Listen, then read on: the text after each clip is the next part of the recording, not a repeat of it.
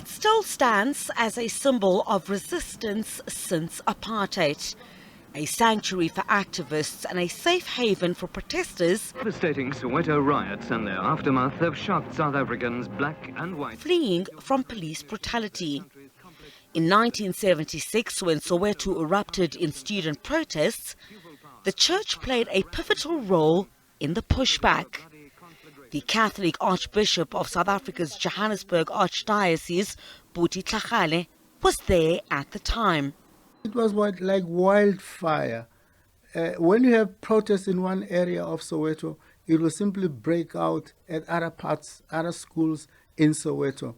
And the police, of course, were everywhere with their shamboks. And so there was a lot of running up and down. Now, but that crystallized when I say people couldn't protest in open air.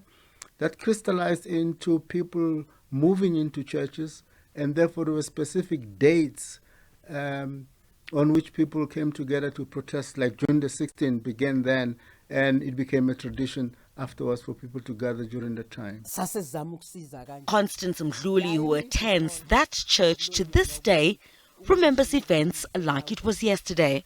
Amaphoyisa ake afika kungasina prayer group organizwe umphakathi or organization ethize. I recall police arrived once during a mass service. We were worshipping and the priest standing right in front of us at the time. Lapho emasini ke lapho uhleliwe phansi umpriest uphambi kwethu.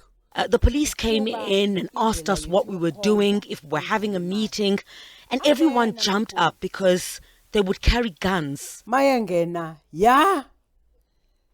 Mabethi ya phela bebengena. Ya, but magele isto. Hetjele vergadering hier. Au, sigqume.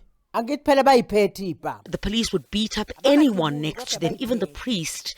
But the priest had to tell them that this was our way of worshipping. Lapho abamfaka impama oseduze kwapho. Ngisho umpriest uqobo omunye bake bambamba impela nje bambamba la. Buthi nenzana athi umpriest yindlela yethu yokukhonza le.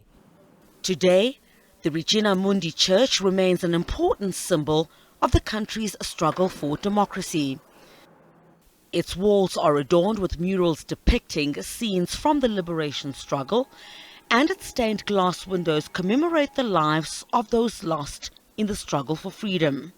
So during that very dark period in South Africa's history, once the apartheid police had established that there was some political activism taking place here at the Regina Mundi Church, they would come here and raid the surface of this church, not knowing that most of those political meetings were taking place here at the church, but at a basement which is just underneath the altar behind me.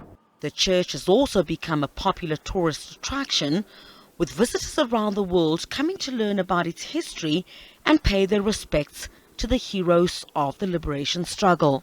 It was only one political party, but different parties. They thought the church was a safe haven for them.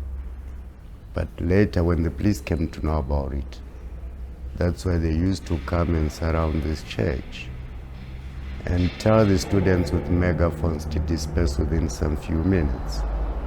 Well, if they didn't, they started throwing in tear gas canisters, as well as shooting.